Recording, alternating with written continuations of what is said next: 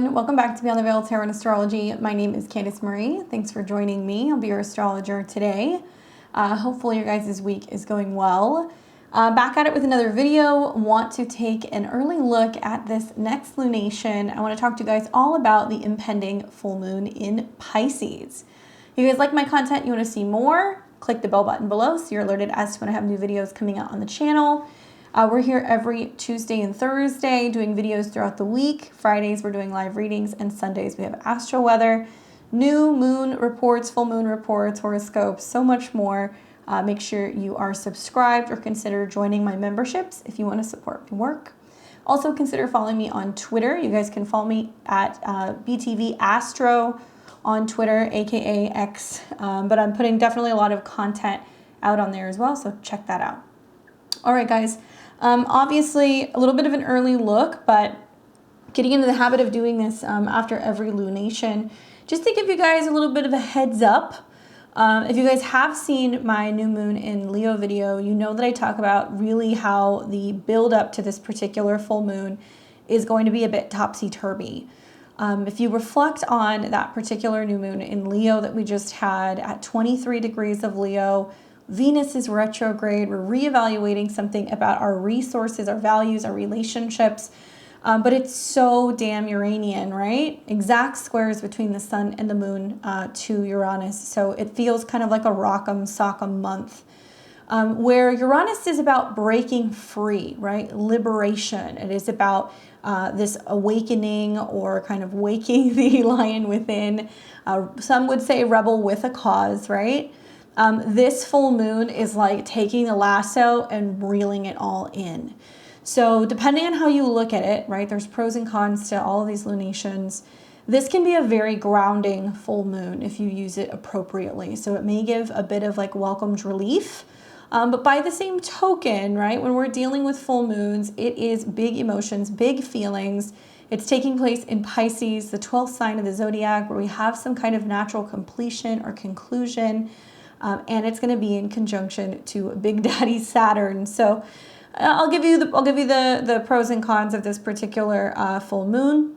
If you guys stay tuned until the end of the video, I'm going to take you through the rising signs for each and every one of the 12 rising signs, tell you where this full moon is taking place and what to expect and how to work with it. And I'll give you guys some tarot as well. All right, so we're looking at the full moon coming in on August 30th, 2023. This is going to be taking place at 6:35 p.m. Pacific time, which means it's going to be 9:35 p.m. Eastern time. Obviously, check your time zones. You may have to adjust that. I'm personally on Central time, so it's going to be at 8:35 for me. But we look at this generally with the Aries rising. Now, even if you're not a Pisces, or you don't have any particular placements in Pisces, everybody has the various 12 zodiac signs in their natal chart. So you want to take a look at your natal chart. You want to see which house Pisces is in.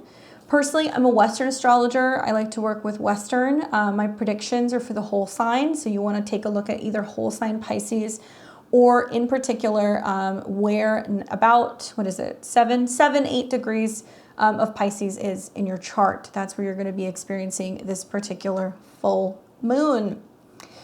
Now, it will be 7 degrees, okay? And so the full moon, we have the sun and the moon in opposition. Well, I like the moon in Pisces. I think it's psychic, it's spiritual, it's reflective, it's intuitive. And this is, I think, going to be something that for those of us who have been felt like we're kind of being thrown around this last lunar cycle, it's going to bring us some sense of peace and relief. But obviously the heaviness and the conjunction of Saturn is going to be felt by some, and that might kind of feel like having the blues. It might feel like you need to take some time and kind of be by yourself. Yeah, let's jump into the Sabian symbol. So the Sabian symbol is going to be for obviously 7 degrees, but it's 7 degrees and change. So we're going to round up. We're going to read Pisces 8. And those of you guys who have this book, it's page 371. Pisces 8, a girl blowing a bugle. The keyword is summons. The theme is a call to action. The symbol speaks to self-refinement, the development of a special expertise and skill. The image of a girl blowing the bugle emphasizes personal responsibility and pride and accomplishment. The suggestion here is that the individuals find their ultimate happiness through being of genuine service to others and finding a special niche for themselves along with their fellows. On a practical level, this degree can indicate a wake-up call, bragging, or tooting one's own horn. At its highest, it represents directness and a special gift for finding opportunities to demonstrate a natural talent. Watch for intrusiveness or loud attention-getting behavior. The accent is on a wake-up call. This day could present a special challenge. It's definitely a time to pay attention to what you hear. Opportunity. Your greatest opportunity lies in being prepared to take action. Keep your wits about you and do what has to be done. Be responsible. Guard against dismissing some signal you get as a false alarm. Try not to have everything in your life so ordered and controlled that you can't handle an unexpected emergency or take advantage of that opportunity that you've been waiting for. Stepping stones would be summons, call, intervention, solicitation, signal, challenge, command, citation, proclamation, achievement, responsibility, announcement, self-expression, warning. Well, I'm kind of thinking, like, especially with that Sabian symbol being connected to like an 8, it can be basically saying like, hey, like, take heed of what's coming up right now. It's interesting that when this particular full moon hits, we're going to have some polarity going on in Pisces opposite sign, so in Virgo. The sun's going through Virgo, so we're kind of trying to be more analytical, better organized, focusing on health, being of service, getting the work done. And Mercury is also retrograding during the particular full moon as well. So we're seeing some polarity here between the traditional 6th and 12th house axis, where Virgo is really focused on practical earthly matters, what you can physically see, feel, touch, and fix. Pisces teaches us that there are some things that are going on in the ethers, in our dreams, in our subconscious, behind the scenes, in private spaces that does have an impact in our health and everyday habits. So generally, you know, when we see lunations in these two particular signs, both full and I would say full moon in Pisces as well as Virgo, this axis, at least for me, teaches me that there needs to be a mind, body, spirit balance. And I think that's very much the case with Mercury retrograde in Virgo, you know, backtracking, reworking things, and just such a heavy, you know, Piscean presence with both Saturn and Neptune there as well. I also keep picking up, like, this degree keeps coming up. If I remember correctly, I think it's about 8 degrees in which Mercury will station direct. So when the Mercury retrograde ends, which some of you guys are watching this and you're like, what? It hasn't started yet. But when this retrograde ends, it is going to go direct right about 8 degrees. So it's going to be opposing, dare I say, challenging some of the things that come out right around this particular full moon. It's been a summer. I've heard a number of clients, friends, you know, other people just really going on and on about how challenging the last like month or two has been with the Venus retrograde. And I think of this particular full moon being at a 7, which relates to relationships, partnerships, support, counselors, therapists. And it's a very, you know, relationship focused degree. 7 degrees has associations with Libra. We have the South Node that's currently in Libra. So it's fair to say that there's a lot of like relationship karma that's getting flushed out. For those of you guys who are single, there might be a sense of just finally moving on and healing from the past and reevaluating where you've been.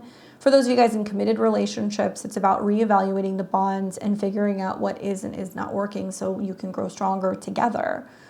So when I think of like a full moon here in Pisces, which is kind of like, you know, the definitive ending, right? This is kind of like the cosmic wash cycle where we do the completion, the reincarnation, we're kind of learning all of the lessons before we come into Aries and we're reborn. That there is definitely some clearing out going on during this particular full moon. And I think a lot of it is relating to past life karma, right? Pisces. Saturn is the Lord of karma. And we see Saturn retrograde at 3 degrees in conjunction to a 7 degrees full moon. So a lot of this is about where do we have hangups in relationships because of the things we don't say, because of the things that we don't share, because of the secrets we keep, the baggage we carry, the things that we don't, that we don't kind of bring to the table, which could manifest and almost like turn into situations that like fester. I think of Mercury retrograde in Virgo as like, you know, we have to finally tend to that wound, or we have to finally clean out the closet, or get organized, or get back to the gym, or make the, you know, adjustments to our habits so we can be in better physical health. But we're in talking about or wrapping up old chapters mentally, spiritually, karmically, will actually like release the weight from our shoulders and allow us to finally address the wounds that we have been reluctant to heal. So Pisces and Virgo, they need each other, right? Every Pisces rising knows, you know, you have Virgo on the 7th house cusp. Generally, you bring people in that want to guide you. They want to help you. They want to kind of straighten your collar out. And on the flip side, Virgo rising, as you guys know, you bring a lot of Piscean, you know, Neptunian type of people into your life that they can be late, they can go, things can go missing, right? Certainly they have their challenges sometimes with their addictions, or maybe they isolate, but they bring that complementary, whimsical, mystical, magical, you know, energy to your life, which you find probably challenging, but also it's what completes, you know, the yin yang in the chart. And that's what I really love about, you know, all of the 12 signs. They're meant to be complementary, but we're really going to see this taking place during this particular full moon.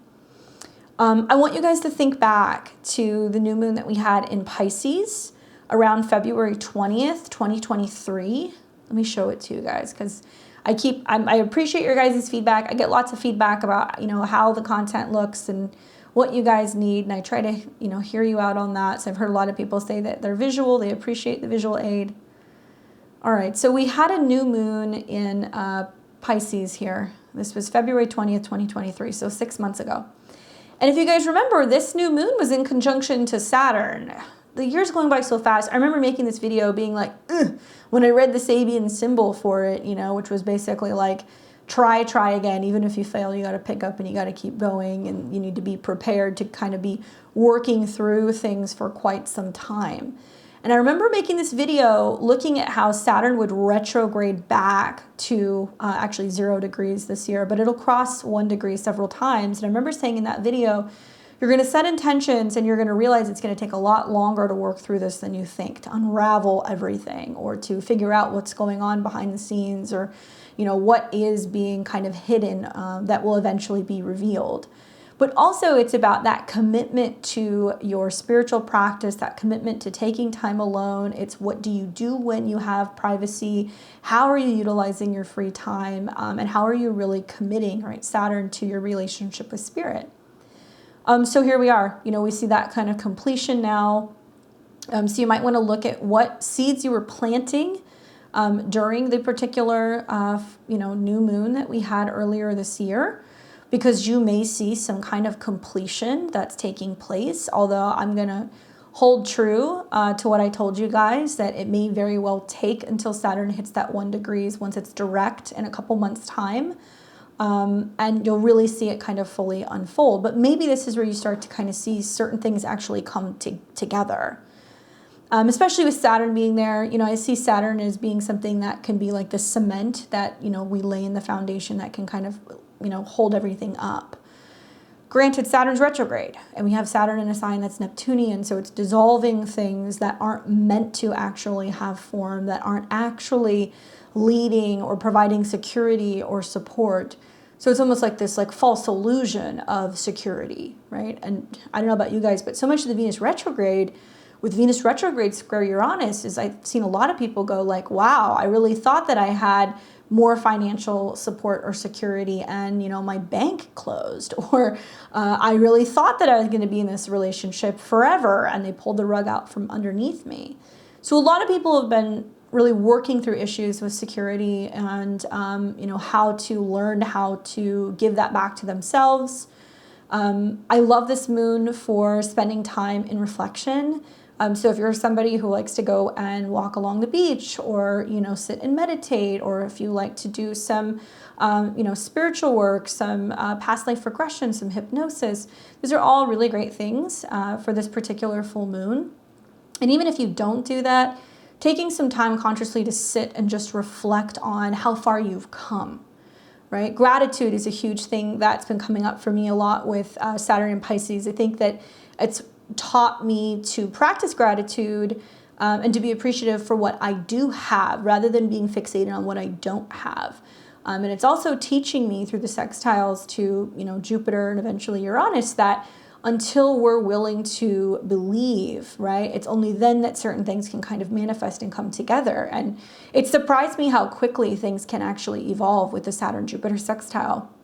But also a lot of that is the willingness to serve, right? I love the axis between Virgo and Pisces because I think a lot of it is about the sacrifices that we make, which can be good for the collective, right? We can be kind of, catching some good karmic points for that if you believe in that, although it probably won't pay off to the next lifetime, but I'm hoping that I'm in the cosmos' good graces. We'll see. But some of us may also feel like there is this divine gift that comes with this full moon, and that we have some kind of support from our spirit team, or that there is some kind of guardian angel that comes through right when we need it. So it depends on how you look at it. There's a couple of fixed stars that are in conjunction to this degree, one that's closer to 6 degrees and change, and then another one that's closer to about 8 degrees. But they both correlate, and I found them interesting. So one of them is at 6 degrees and 43 minutes Pisces, and it's called Sadachiba. It's also known as the lucky star of hidden things. So in horary astrology, when this degree comes up, it can represent the ability to discover what has been hidden or lost, especially when you see the star emerging, in aspect to the sun, generally closer to the sun. I know it's in opposition, so I wonder if this is going to represent for some people searching for something, searching for answers, and trying to retrieve it. And I wonder if those answers come eventually when Saturn crosses these degrees, but we'll see. Apparently, when this moon, when this degree is, or this fixed star is in conjunction to the moon, in some cases, it can be unfortunate. But when it's in conjunction to the moon, it's unfortunate for everything except taking medicine. So I probably just botched that. So it's unfortunate in some circumstances, unless it's in conjunction to the moon, which it is. So in that case, it's fortunate, especially if it's dealing with taking medications. So that's interesting, especially if you guys saw my recent videos. I was talking about some stuff during, I think, the Mercury retrograde video, things pertaining to some medications that are coming out that deal with,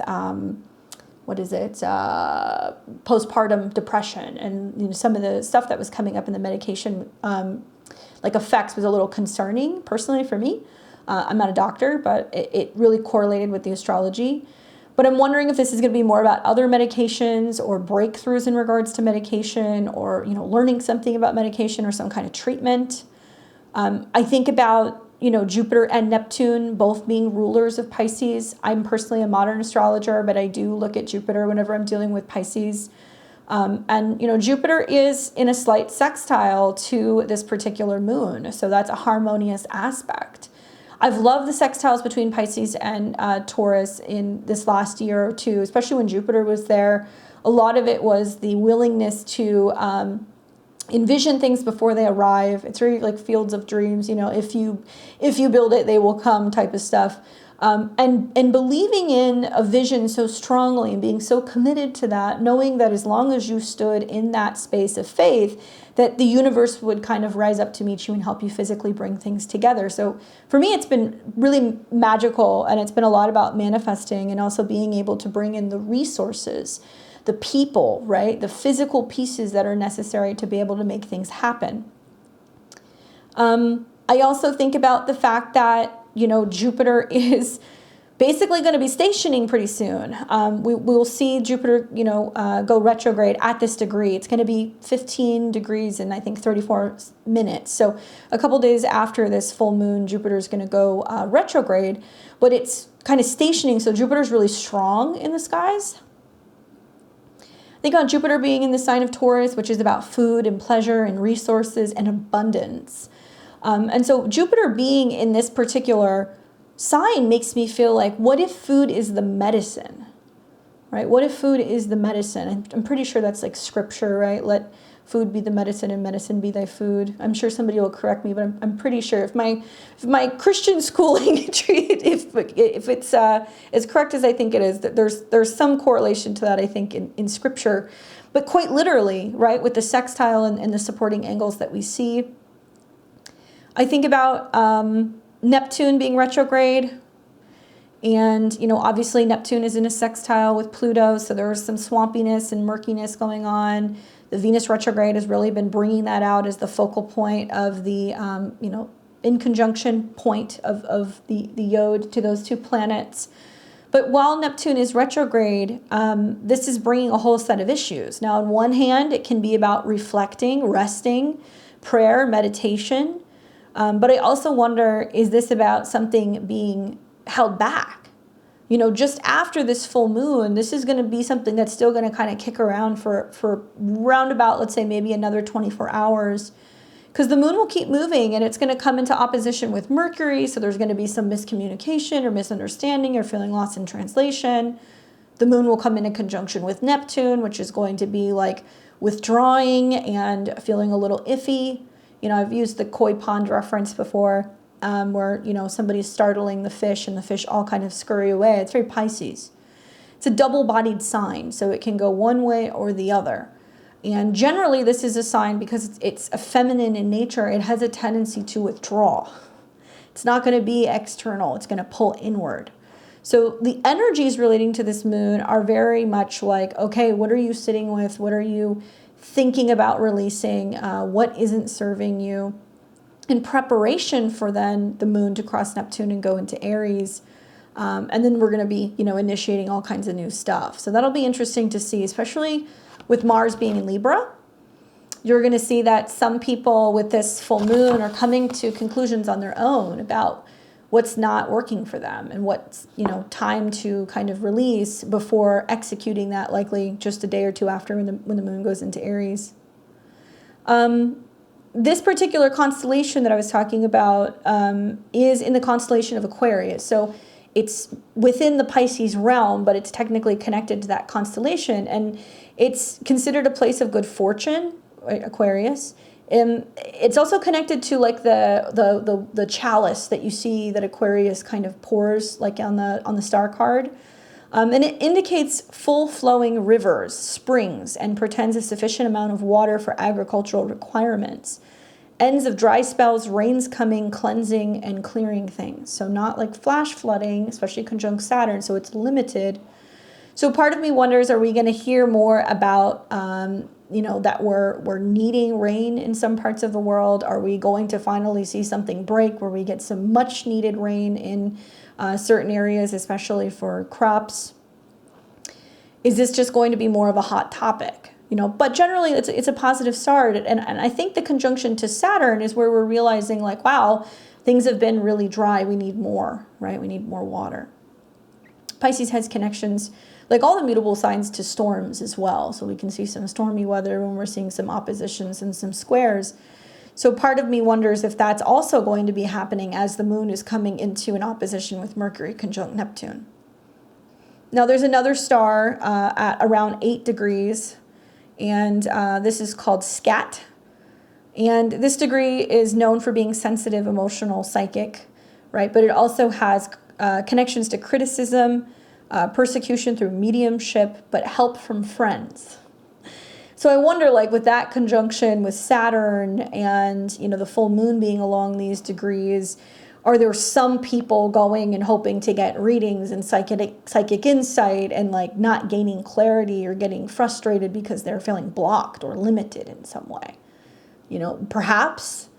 You would think that, the energies on a full moon generally are positive, especially in Pisces. It could be really good for magical, mystical things. But the conjunction to Saturn makes me feel like it's really driving home that theme of Saturn saying, like, be your own guide. Right? Be your own guide. Don't give that away to someone else. Don't go to the oracle and consult the oracle for questions that you don't want answers to. That's something I find myself saying to people a lot. I've gotten to a point in my practice where I'm like, I'm not going to answer questions unless you ask me. But if you ask me, I'm going to tell you honestly. It reminds me a lot of these aspects. The conjunction to Saturn, that's like, look, it's my responsibility to tell you what I'm divining. The opposition to Mercury is, are you willing to receive this advice? Does it align with what your vision is? If it doesn't, okay, you know, pass on it, but maybe go and reflect on things rather than seeking answers to things that you may already know inside. Maybe. You know, this particular tarot card that is associated with the first decan of Pisces is the Eight of Cups.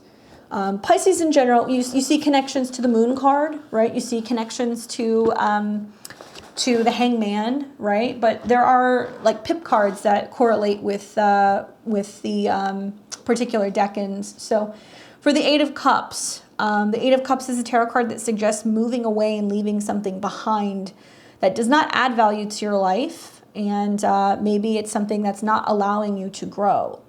So it can also mean many things in a career reading. It doesn't necessarily mean bad or negative. It just means that you're just moving on. So whether it's a career, a relationship, a habit, a situation where you feel stumped, it can be about kind of picking up and going to where the grass might be greener. We know that after the Eight of Cups, we see the Nine of Cups. And so there is some sense of wish fulfillment and personal gratification and knowing that you made the right decision, moving on to the next best thing. So for some of you guys, this can be a moon where you're just like, I've given it my all and now I'm done here. The card stands for those moments when we realize that the past is gone and the signs of change are in our face and it's time to push forward. Moving on can mean physical change, such as leaving a job, maybe a location or a relationship. And the card is about making the difficult, sad, but sometimes wise choice to leave something behind and forge a new path. So it's about being brave and saying goodbye. You know, we've all experienced moments in our lives where we realize that things maybe just aren't working. Some people may get advice from others. You know, I see Saturn as somebody who can be an authority figure, you know, a mentor, a teacher, somebody who can be like, look, you know, sometimes you just can't win them all. And it's not that you failed. It's just now it's time to kind of pick up and move forward. So you may find yourself in a situation where that's the advice that's being given to you. I would imagine, or there may be situations where you're feeling that you have no other choice but to walk away. Now, Pisces topics obviously are, you know, about prisons, hospitals, immigration, medication, things that are private, hidden, things that might also be more conspiracy oriented. So I'm wondering if that's going to be themes. It's kind of hard just given all of the crazy topics that are going on in the news cycle. You know, I try to cover the ones that I think are the most important, but I also, you know, want to kind of keep it more so astrological. I don't want to turn into a news station. And then with Saturn being in that conjunction, you know, we're going to hear themes revolving around borders, limitations. But Saturn also in traditional astrology has connections to death. It was like the final stop. That was the furthest planet in that practice. They didn't look at Pluto yet. So, you know, I think about like death endings, old age, elderly people. I think about the ends of certain situations revolving around these Taurus topics, because it can mean that, you know, there's more, you know, devastation that's coming for, you know, the financial sector. I think it can mean that there's also some kind of enlightenment or awareness, right? That the full moon is about illuminating something that we didn't see. So it's illuminating for the collective that we're all feeling sad, a little disjointed, you know, kind of isolated, separated, needing to take time to pause and reflect on Sun and Virgo related things. The fact that, you know, some things aren't healthy for us. And also some of the things that we're finding out aren't healthy for us are things that might be released out into the world, information that might be released out into the world, financial information, classified information, secret information relating to financial systems and food. And for me, I think it's a lot of like, are we going to be hearing more about food or medications that are quietly being, you know, removed from the market, or are we finding more about things that are being okayed that weren't okayed before? Just in this last, you know, 2 or 3 days that I've been working on the notes for this video, a lot of that's come up for me. And so I'm going to kind of tiptoe around some of those topics. But I think the big takeaway when I really kind of sat and thought about this is that this is a full moon. That's about discernment, right? Discernment. And where intuition knows things that we may not be able to factually prove right now. We may not be able to find the words. We may not be able to form those sentences and explain why our spirit is saying no, no, thank you. No, I need to be away. I need some space, or this has run its course. We're good here. And some people may withdraw a little bit. And I'm not saying that you can't do that, but be mindful that when the moon is going through Pisces, yes, we pause and reflect, but it will oppose the sun and Virgo. The sun in Virgo and Mercury in Virgo, which means you may have a person saying, why won't you respond to me? You may have coworkers going, why aren't you answering your phone? You know, why didn't you call in sick? You didn't tell us that something was going wrong or that you were late. You may have, practitioners or other people that might help you, and you might realize like, no, I'm afraid to go to the doctor. I don't want results, or I'm afraid to have that conversation. It's going to blow up. So it'll create this aversion to communicating and talking about what you need. So watch for that, but practice discernment, both because Mercury's retrograde and it's in opposition, to this, but also because I think Pisces knows things even if it doesn't have actual proof yet. And I would say perhaps maybe when the moon in a couple days goes into, when it goes into Taurus, perhaps when we have the Sun-Mercury Cazimi that's going to take place where there is some kind of information, right, that comes to light maybe. And I think Spirit knows better in some certain situations. I mean, I can think of, 3 scenarios that I'm not going to go in depth into. This is just me personally, what I have noticed, which correlates with some of the themes here. Was listening to Dr. John Campbell, one of his most recent videos where he was talking about the importance of human life. And I watch all of his videos, but I was listening to his video and he was talking about how there has been quite an uptick and a drive of numbers that are increasing in Canada that are assisted deaths. So whether it's people who are terminally ill or for mental health reasons or, whatever the reasons are, since 2016, when I guess it was like passed that they can start doing that, every year we're seeing more and more in Canada. Now, I'm an American. I don't live there. If you have information, you live in Canada, I'd love to hear about it. But yeah, it's kind of disturbing some of the numbers that he was talking about, or he was saying like upwards of a little bit over 2% annually are the people who are choosing assisted suicide. Can't put myself in that situation and pass judgment because it's not my place. But I think of, Saturn and the moon being about end of life. Right? Or elderly people or older people who pass or transition alone, who make those choices, and how there may be a lot more leniency with the government. Apparently in recent years in Canada, you had to have reasonable, reason to want to apply for these programs, and you had to show proof that you were terminally ill or unable to function in a way, and that ultimately something in regards to your health would lead to, a death anyway. They have since removed that, so opening the door for people who are struggling with mental health and a variation of other issues, health-wise, that they're offering this as a solution. That's, the ability to die with dignity is basically what they're saying, which is really sad that, we're living in a time where, people are basically being given an opportunity for their government because they may have mental health issues. They're struggling to see their doctors.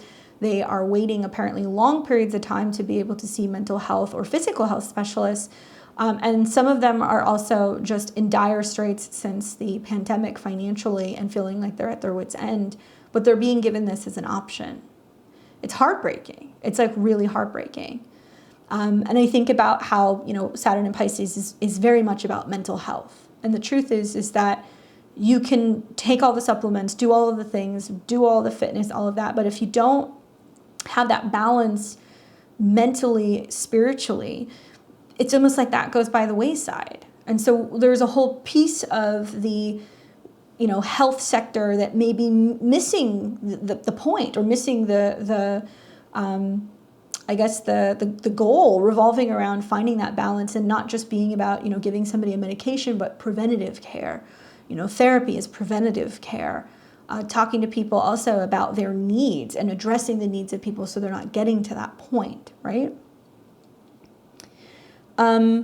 Apparently in this last week, there's stuff that's been coming out with the FDA that has officially allowed and agreed ivermectin as a valid treatment for COVID. I'll leave it at that. That's a hot topic, but let that sink in just for a second.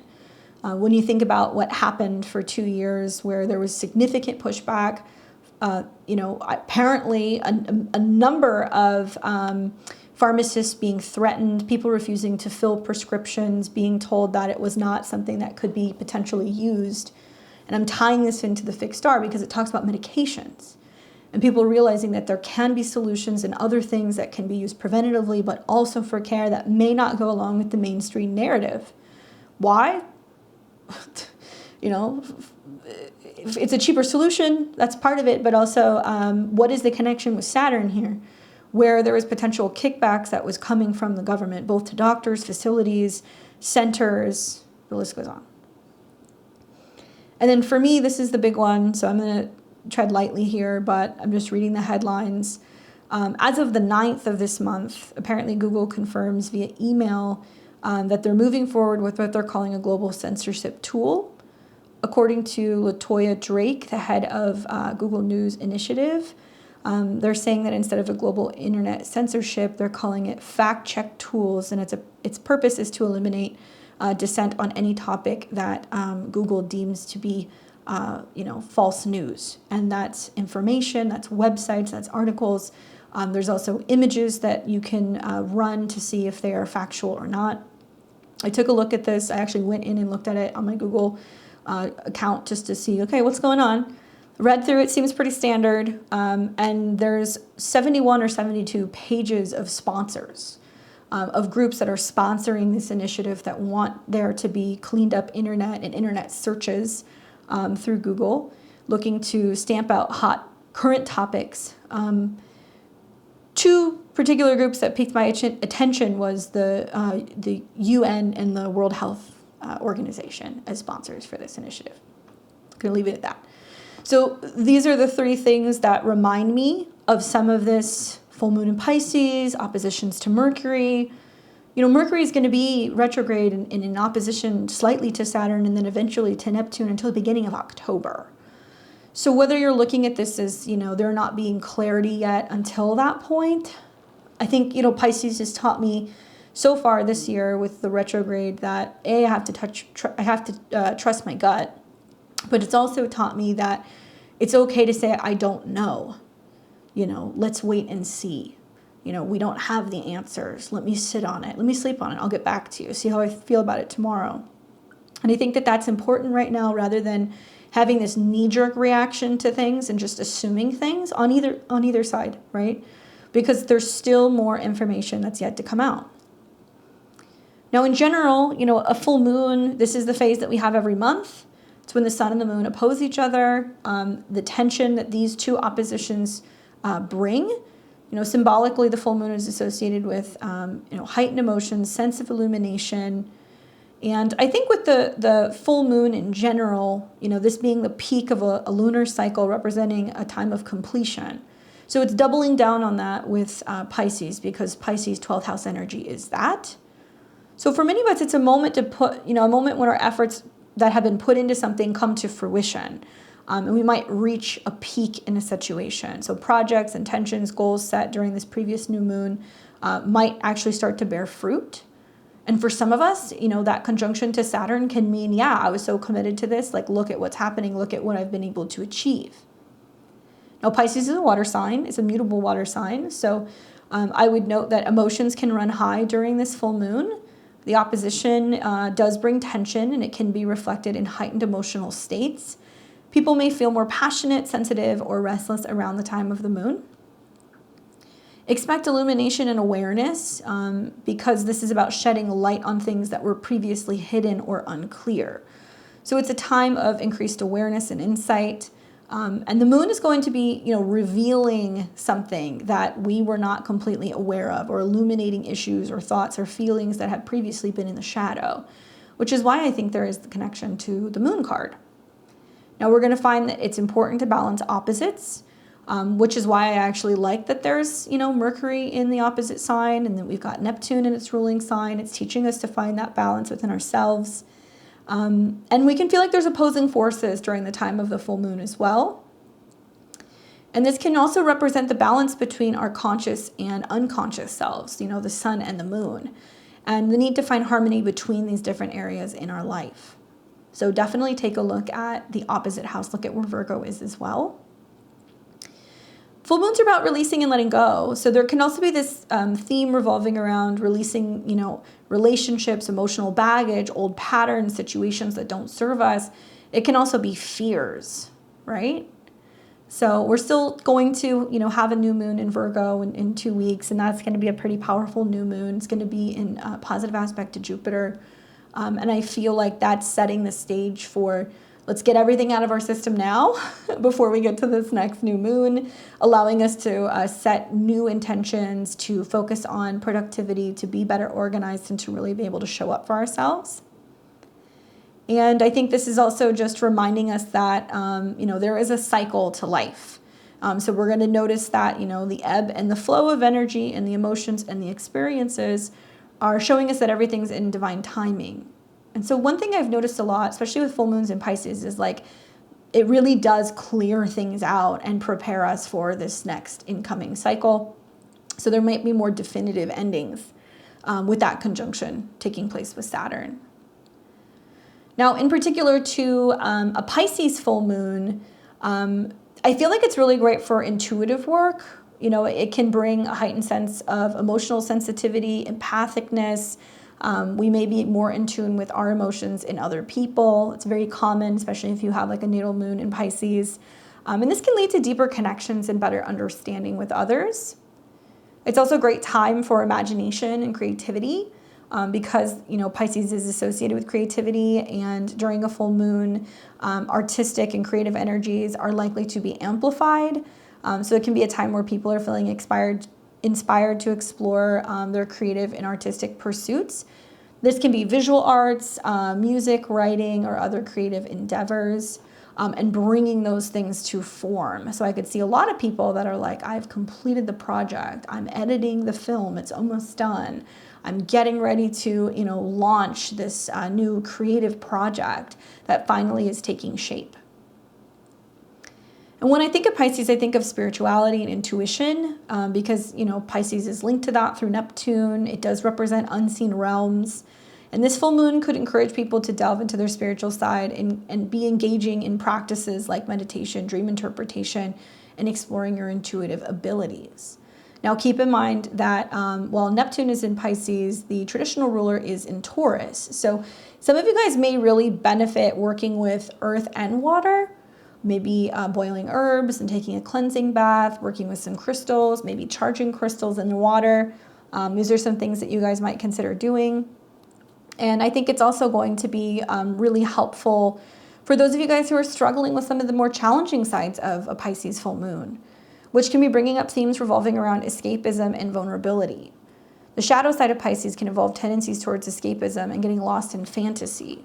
So sometimes during a full moon in Pisces, there might be a tendency for people to feel more emotionally vulnerable and seek ways to escape from the demands of the everyday world. This could manifest as daydreaming, overindulgence, avoidance of responsibilities, participating in drugs or alcohol. I think in many cases, this can be self-isolation with that conjunction to Saturn, overspending, overeating, right? Hoarding, holding on to things out of fear, okay? So you want to watch for that. And the moon is also going to come into conjunction with Neptune, and it'll make that opposition to Mercury. So I could see definitely a lot of like drunk dialing, going on with this full moon, people getting really emotional and like wanting to share. And just be mindful that Neptunian influence in the skies, it's there. If you know that you have a tendency to just escape and put the phone on airplane mode and check out and not talk to people, a lot of the Saturn conjunction is about showing up, right? Having faith, being able to find the faith, but showing up. Saturn in Pisces, at least for me, has been more about that. It's been about like not letting things go by the wayside and like trying to be more so routine with stuff and like not allowing myself to get off track. And I've realized that with the commitment to Saturn, it does positively benefit me emotionally, that if I'm like, no, I'm not going to, stay up all night, or I'm going to, stop this habit or not eat this thing, even though it takes a lot of commitment. And emotionally it can be draining, and it's difficult finding other ways to kind of deal with things emotionally without indulging. For some people, it's like being like, I want to get off antidepressants, but how do I do that? I need to make changes to my diet and my health and work with my healthcare team and find other things that I can balance in my life to be able to get to that point, if that's your goal. I could see that for some people. For some, it might be realizing that there are some things that you're doing that's actually a depressant. And whether that's drinking, partying, isolating, and realizing that that may not be the way forward either, right? That, if you're struggling alone, like a lot of people are, and not checking in and doing your due diligence to let others help you, then it may potentially continue. So you want to watch for some of these escapism kind of tendencies. And I think really what Pisces teaches us is about compassion and selflessness. It's associated with compassion, and, showing up for other people. Sometimes it's about making sacrifices. For some of you guys, you're going to look at this full moon and go, it's been worth the sacrifice because look at how far I came. For others, you guys are going to realize that you're sacrificing on an emotional or a spiritual level because of a job or because of a pattern or because of something that you're locked into with your schedule or your routine that potentially is not sustainable. Right? And so a lot of this for me has also been about learning how to work smarter, not harder, and finding ways to be able to better manage energy and knowing when to be like, nope, got to take a step back, rest and recuperate. Otherwise, I'm not going to be firing at all cylinders. For some of you guys, it's going to be highlighting the importance of connecting with others on a deeper level and showing kindness and empathy. So if you are all there, it's helping those who aren't. It's dedicating time or services or resources to people who are in need. Right?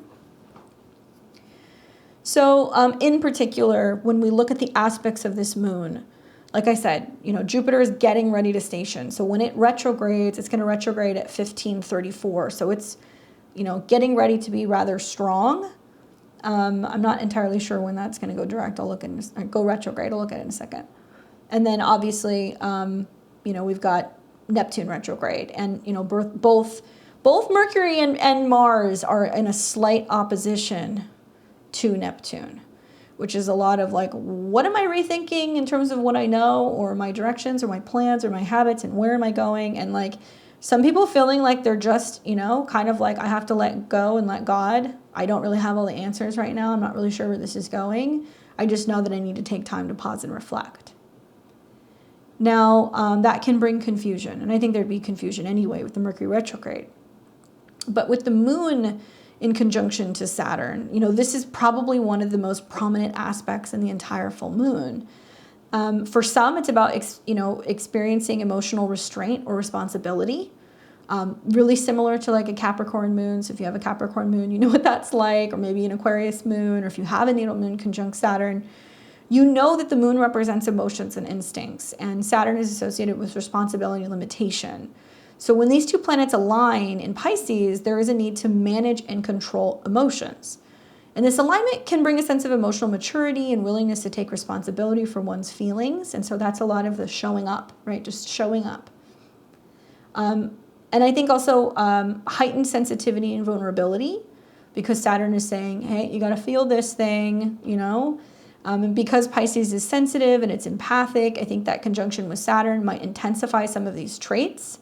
And the alignment may lead to increased emotional sensitivity and vulnerability. And individuals with this aspect natally, you guys are used to kind of feeling this. That it can be about you being deeply affected by other people's emotions or other people's feelings. Self-discipline and structure with emotions as well, because Saturn wants discipline and structure. I think with the moon in conjunction to Saturn and Pisces, there's going to be more of a focus on emotional resilience and learning to handle challenges with grace and maintaining a sense of emotional order. And we definitely saw that in the Sabian symbol, which is about like being prepared, like being able to kind of like make a move. And sometimes it's about making that difficult emotional decision, even if you're still not sure. Yes, I do think that there can be some inner turmoil and definitely room for self-criticism. I mean, come on, the sun's also still kind of in opposition to Saturn as well. So, seeing that aspect feels like some things are challenging or that we're being delayed or held back a little bit. You're going to be feeling that leading up to the full moon, so maybe this is just going to highlight that. And some of us might feel like I didn't quite, hit my goal. I didn't quite hit the mark. Keep in mind, Saturn is still going to go direct later this year, and it's going to come out of that original 1 to 3 degrees. So I do feel like it's not never, it's just maybe for some of us not yet, but giving yourself appreciation and a pat on the back for how far you have come, even if you haven't completely completed your goals. Watch for the self-criticism. I think that's high with Mercury and Virgo. I think that we could see some inner conflict. Individuals might grapple with doubts, fears, and feelings of inadequacy. That can arise during the time of this full moon. But it does teach us to balance dreams with reality. And because, Pisces is a sign that kind of blurs the lines between fantasy and reality, and the moon and Saturn aligns, giving us the opportunity to really pursue our dreams and bring it into the practical side of life. And it may prompt some of us to take a realistic approach to some of our goals and not be so entirely critical. The oppositions to Virgo is teaching us, try again, reorganize, try a different system. Okay, that didn't work. That's okay. What can we try instead? And I'm loving the trines to Jupiter because there's lots of really useful information as we're moving through some of these changing times. And I'm hoping that it's encouraging people also to focus on emotional healing and boundaries. Pisces is connected to spiritual healing, and Saturn's influence can bring a structured approach to emotional healing and setting healthy boundaries. Individuals might work on addressing emotional wounds and learning how to protect themselves emotionally. So for some of us, it's learning to go, no, that's not good for me, And there's been a lot of having to break up with our favorite toxic person this summer or our favorite bad habit. And so for a lot of you guys, it can be reflecting on, well, this thing is, that's done. Now how do I deal with this? Now that I'm not learning to lean on habits or substances, I'm learning to be more present in my body and feel the emotions. What can be really helpful is working with earth. So eating well, supporting the body, getting the natural nutrients and minerals that you need, working with crystals, connecting to the earth, right? Being in the body can be really helpful, and not holding back or don't be compartmentalizing your emotions during the full moon. It needs that release. And I think with like I said, the sun in opposition to Saturn, I keep saying the vibes are off, right? I say that jokingly, but seriously, some of us are going to be feeling like the vibes are off. That's a no for me. And realizing that in some situations we are making sacrifices that's not for our own good. Sun trine Jupiter also is setting up. You're going to be feeling this. And this is about hard work being rewarded, and we're learning to work harder. We're learning to work smarter, not harder. And leaning on Mercury to kind of show us the way. Now, for those of you guys who are wondering who this is going to affect the most, obviously, if you're a Pisces, sun, moon, or rising between 6 and 8 degrees, you're going to feel this the most because the full moon is going to be on one of those personal either angles or planets. Equally, if you have any planets around 6 to 8 degrees of Pisces, pay attention. If it's your birthday and you have your sun somewhere around 7 degrees of Pisces, happy birthday to you. This is a full moon birthday, which means that the next year ahead is going to be big. Everything is going to be feeling like it's amplified. And it may be the result of a lot of things coming to fruition in this next year. Equally, 6 to 8 degrees of the mutable signs. You guys will be feeling this as well. You'll feel the square. And I want to give you guys some ritual ideas. Obviously, Pisces is water sign. So baths, sprays, cleansing, meditation, dream work, psychic work, healing work, right? These are all great things to be doing, revolving around the full moon. I personally really like making sprays, and I like taking baths, or if I have the opportunity to be by water or by the beach, that's generally what I like to do. But I've also had full moons in Pisces where I'm just watching a movie with a bottle of wine. So it really depends. Sometimes Pisces placements kind of be like that. If you like to work with herbs, I would recommend aloe, black pepper, cedar, or cypress. For oils, especially because Pisces or Neptune rules oils, eucalyptus or lavender oil. So a couple shakes of that, maybe in a bath, can be great, or burning it in a diffuser. If you're into incense, you can work with sandalwood or cedar. And if you like crystals, I would say aquamarine, sodalite, lapis, clear quartz, amethyst, and fluorite. These are all, you know, things that I like to use during, you know, Pisces transits. And obviously, the full moon, okay, can be associated in Pisces with the moon card or the hanged man. So if you want to use that in an altar space or you want to meditate with that, you can. And the particular tarot card is the 8 of Cups, okay? So it's just like, we're moving on. That's what the card is all about. We're picking up and moving on. So hopefully that was helpful for you guys. I will now take you through the 12 rising signs. Oh, actually, before I get to that, I take that back. A couple other recommendations for what you can do to ritualize this. Meditation and visualization is big during this particular full moon. Even if you can just take 5-10 minutes by yourself to do that, it's a really great way to be able to kind of work with this energy. Because visualization exercises with Pisces and the sextiles to Jupiter and Uranus can help you manifest things and make things happen. And also it can help enhance your dreams and tap into your intuition. Creative expression. So if you're big with painting, writing, playing music, or any kind of creative expression, this is a wonderful moon. Dream journaling, release rituals, cord cuttings, if that's something you want to do. Because the full moon is a good time for letting go, but especially this particular moon, if you have felt blocked or limited, this is a good one for that.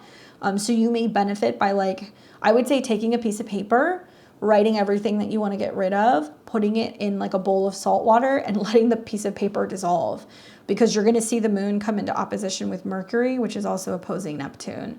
Really easy, like just get a glass bowl or something, maybe put some crystals in it, sit, meditate, visualize, and then let it dissolve, and then take it outside and like dump it, right? Super easy way to be able to actually like cleanse stuff out, especially from your subconscious. Any kind of water cleansing. If you want to make sprays, if you want to take a bath, if you want to make, you know, a cleansing wash for your floors or for your counters, your magical places. If you want to work with fresh water, if you want to work with salt water, right? If you want to bless water before you do anything with it, that's something else you can do. Full moon water, some people like to do that. But also just consider acts of compassion. That's the one thing that I would really recommend doing. You know, what's something you can do to pay it forward for people who are in need right now? Engage in acts of kindness and compassion. You know, reach out to friends and family or even strangers who might need support. Volunteer, contribute to a charitable cause and something that aligns with Piscean energy. All right, so now I'm going to give you the 12 rising signs. I just have to give you guys ways to be able to kind of work with this moon because it's extremely beneficial to just clear it all out. Okay, so let's make this a whole sign chart. Oh, look at that, Pisces first. Okay, so this is going to be the 12 rising signs for Western astrology. I recommend, to make the most of my predictions, listen to your rising sign first and then listen to your sun and your moon sign. This will be whole sign, but if you like to use Placidus like me, then I recommend listening for whichever house about 7-8 degrees of Pisces is in your natal chart. You might have to listen to 2. Yes, you can listen to your progress chart as well if that's something that you align with. So let's start first with Aries and Aries rising. What's going on, guys? You are having this full moon taking place in your natal 12th house. So a lot of the things I've been talking about, you're like, yes, that applies to me. So what do we got going on here? Well, we've got a full moon in the 12th house, which basically means that there are things that are closing out. It may feel unexpected. It may feel like you're feeling a little squirrely. You need some private time maybe to just kind of rest and recuperate. The 12th house can be about, finding your faith in this situation, spiritual healing, cycles closing. It can be about being in private spaces, in nature, at a retreat. It can be about hiding out in an office somewhere. And at the time of this particular full moon, we have both Neptune, which is one of the rulers in the 12th house, and Jupiter in your second house. So when I put that together, it makes me feel like there is a lot of needing to trust that whatever is going on for you emotionally, spiritually, financially is like gonna work itself out. Because Jupiter is in your second house, which deals with self-esteem, resources, spending, and money. Maybe you have an intuitive hit or a hunch about something financially, or something that you're getting ready to bring in, something that you're getting ready to buy or sell.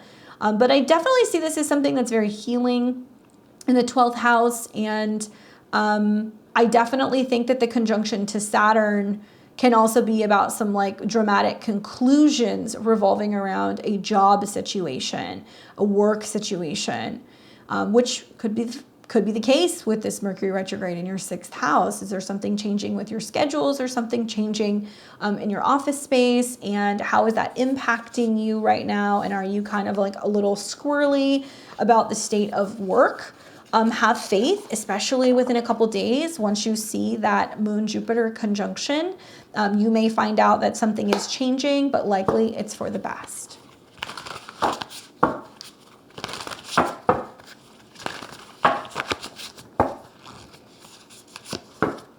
The card that I got for you is the Ace of Cups. I love that. I feel like for you, this is about filling your own cup, right?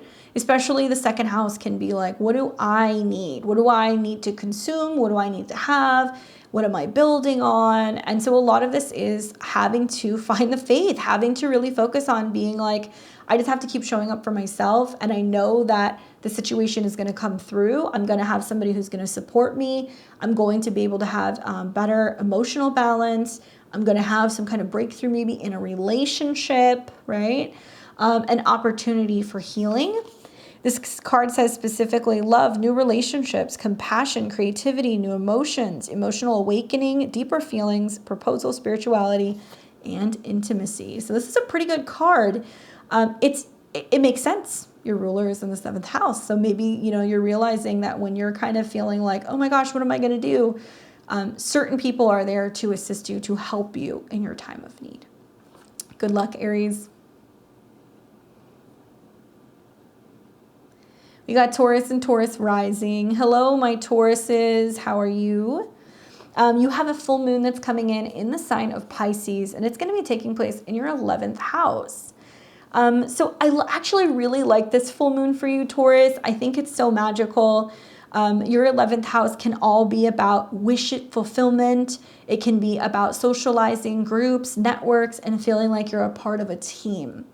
Now, the conjunction to Saturn is an interesting one because it can indicate that it's like a work group thing coming together, some kind of gathering with like-minded people, or maybe some professional networking. I also like the fact that this is sextiling Jupiter in your 1st house, in your sign. I see you as being a guiding light for other people. And if you have this wish to belong to a group, to be connected, to be a leader, to share some kind of wisdom with people, to be well received, this is likely what's going to happen. So a little bit of faith and optimism gets you a long way. Now, a full moon in the 11th house can bring situations where there is a party, a gathering, a get-together, but the conjunction to Saturn makes me wonder, are you realizing certain friendships are like kind of cycling out? You've got a retrograde that's taking place in your 5th house in opposition to this. So there's a lot of like, well, what makes me happy? And do I feel happy or accepted or a part of the group when I am with these people? How can I share some of my talents with these people? So if you're supposed to be giving like a presentation or going to a party or a gathering, a lot of the focus right now is being a part of that collective and still being able to share your guidance with other people. But it might mean that you kind of have to go along with the crowd on a situation, work or socially, okay? So let's take a look. Let's see.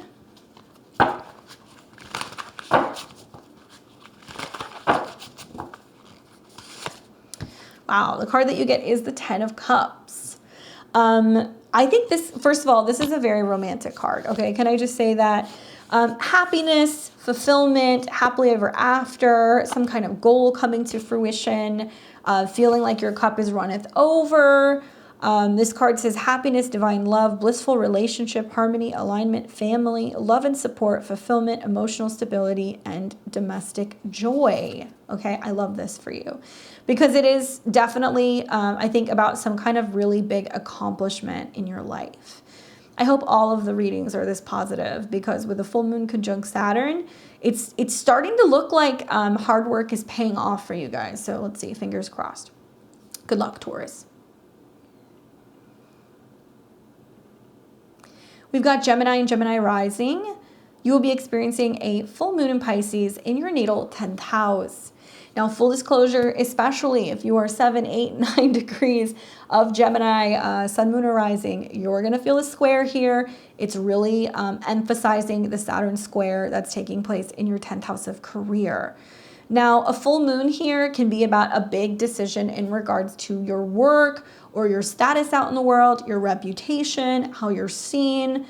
Full moons here can mean I got the job, I got laid off. My boss called me into their office. We had to have a discussion about something. So just take that into consideration. Bosses, authority figures, parents, leaders, people in higher authority generally kind of come up during full moons in the 10th house. Now, the conjunction to Saturn, which is the Lord of your 8th house, makes me feel like there is some discussion at work about what's changing financially or just with bosses or schedules or superiors. Now, I know life feels a little loud right now, and a lot of that is because you've got oppositions in your 4th house where you're getting pulled between work and also home.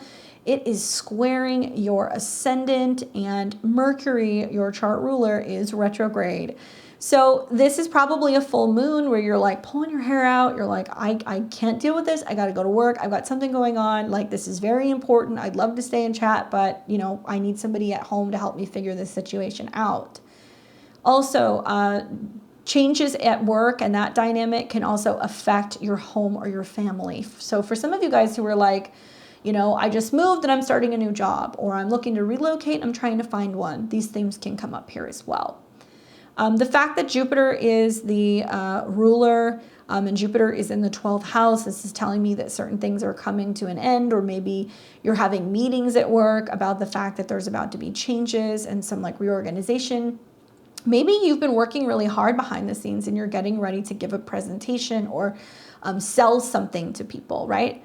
You've been working really hard just with Saturn in your 10th house for like the last 6, 7, 8 months. So I know that it's been challenging, but I also know that this can be that turning point where you start to kind of finally reveal to everybody what you've been working on behind the scenes, and they start to realize like how much of a contribution you bring to the table.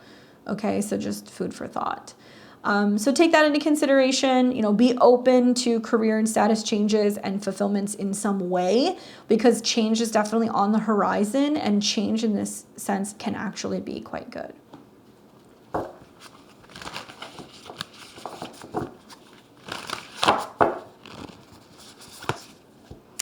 The card that I get for you is the 7 of Cups, which is so interesting because this is also a very Pisces energy. It's like, do I do this or do I do that? You know, it's kind of like throwing spaghetti at the wall and seeing what sticks, and like questioning what potentially could and could not work, but maybe getting overwhelmed with too many options. This is about choices and clouded judgment, too many options, illusions, opportunities, wishful thinking, searching for purpose, indecision, or disarray. Which I think is very possible with some of the oppositions, because some of you guys might be looking at taking on new jobs or taking on a responsibility that you're like, this is my dream. How is this going to work with my living situation? How do I, you know, commute an hour away? How do I make this work when I'm in the midst of moving or my family needs me at home? And yes, you can get overwhelmed, but building off of what I said in, you know, my earlier, you know, talk, it's okay to say, let me sleep on it and get back to you. Let me check in with like my kin. Let me talk to my roommates. Let me see if it's possible for me to swing it, and not get overwhelmed with all of the technicality and the details, right? Because there is something that's still going to take a little bit longer as Saturn goes direct, and then it goes, you know, forward through your 10th house. That's still unfolding over the next couple of months. Don't get overwhelmed by all of the options. Try to be direct and have clarity, and also just show up and take responsibility, because there's a lot of eyes on you with this particular full moon. Okay, big opportunities for your career if you choose wisely. Good luck, Gemini. We've got Cancer and Cancer rising. You're going to be experiencing a full moon in Pisces. This will be taking place in a fellow sister sign in your natal 9th house. Well, if you happen to be a Cancer, Sun, Moon, or Rising, 7, 8, 9 degrees, you'll be experiencing a trine, which is a free-flowing energy. Water trines are emotional, they're sensitive. And the full moon is taking place in your 9th house. So this can be about completion of education, your beliefs, your goals. And it can give you the opportunity to travel with a friend, okay, because the ruler, Jupiter, is in your 11th. To collaborate with friends, to get some support with friends, and really focus on what your beliefs are and how to better obtain your goals. That's kind of the feeling that I'm getting. Personally, like a full moon in the 9th house, I see some people graduate, or I see some people find out that they've gotten accepted into a program. Some people decide that they are ready to go and publish their book, or they are meeting with a counselor or a teacher or a mentor. But I do feel like it's about bringing your goals into reality. I do think it might be about you connecting with people who might be further away or abroad maybe, that can be helping you with this process of what you're trying to complete. I think about how obviously, full moons really affect you. So when you have a full moon that's in conjunction to Saturn, Saturn is your 7th house lord. It can represent a really significant meeting with a teacher, mentor, or a legal professional, a spiritual person even. So it's like you and another person coming together in a 9th house way, taking a course from somebody you've been wanting to take a course from, or maybe like meeting with somebody who can teach you something or maybe help you publish something. Some of you guys may be planning a trip or going on a trip with a partner, so that's another way to look at it as well. But I like this energy for you. I feel like the trines and also the sextiles are quite positive. If you're one of these Cancer risings who's thinking about going back to school to change your career, this might be the time you do it. But it could also be about marketing campaigns and getting ready to start like promoting something in relation to your career as well, okay? All about goals in your belief system, keeping the faith, especially here in the 9th house.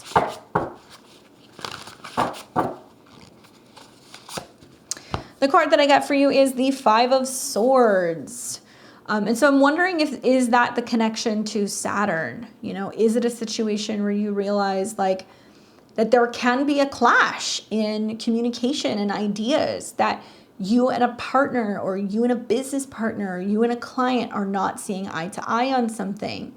Now, in particular, swords are kind of tricky because it does represent situations that can be kind of prickly, conflict, disagreements, competitiveness, unfair defeat, and stress, hostility, aggression, and intimidation. So I could see, obviously touch wood, in certain situations, this kind of feeling like a bit of like a deal-breaking situation in a relationship. And being like, are we seeing eye to eye on stuff? Like, are we on the same page? Do we have the same goals? Even though this is a really positive transit for you, I feel like the energy between the 3rd and the 9th house is a sticky one because, Saturn does not do as well in the 9th house. This is more like a Jupiterian energy. So there can be a difficult time in maintaining your belief system. And as Mercury goes retrograde in your 3rd, you're making changes with how you think, how you communicate, and you're realizing that a little bit of commitment to faith or practice is what's going to help get out of your head, right? And like better kind of see things for what it is and like learn to have appreciation for things that may not work and that it's all a part of like the divine plan. But that may bring some conflicts and miscommunications, especially with 7th house types of people. So be mindful of some of the advice that you get. You may not be wild about it. This could be one prime example, but it's about realizing that sometimes the lessons aren't necessarily easy. Sometimes it's realizing to get where you want to go, you have to actually like step away from certain people or certain partnerships in order to kind of better broaden your horizons. Good luck, Cancer.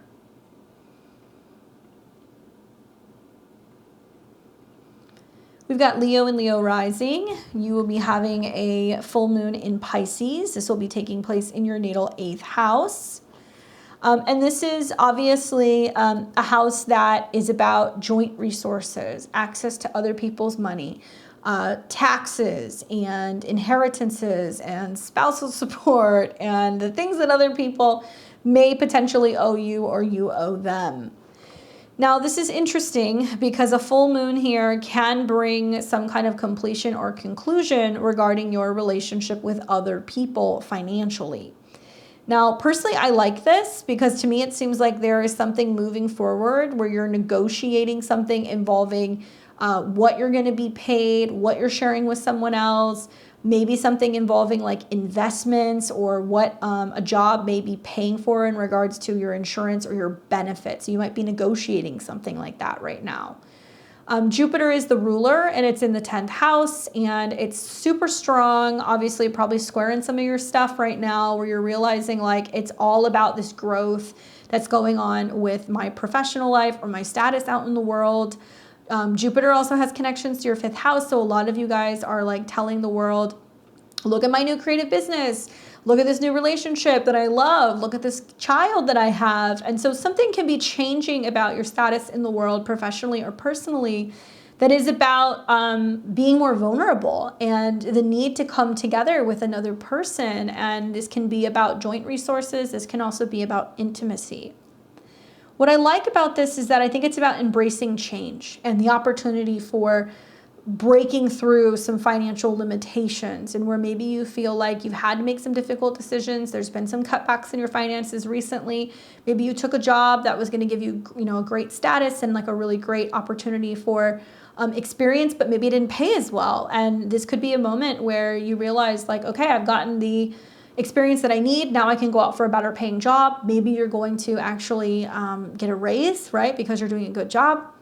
And somebody else might be showing you your worth. So the Mercury retrograde here may actually be bringing you more opportunities for financial growth. And maybe you're kind of weighing your options based off of what's being presented to you during this particular full moon.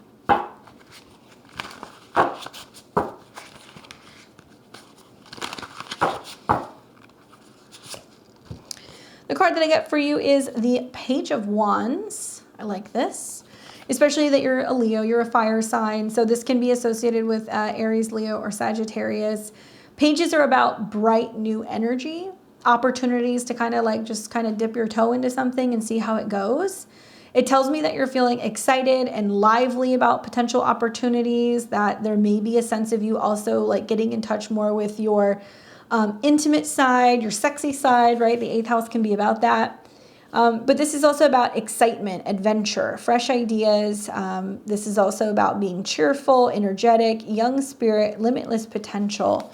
So I think that you're excited about the fact that there is finally something changing in regards to either your joint resources or your intimate life, and you're having a bit of a breakthrough.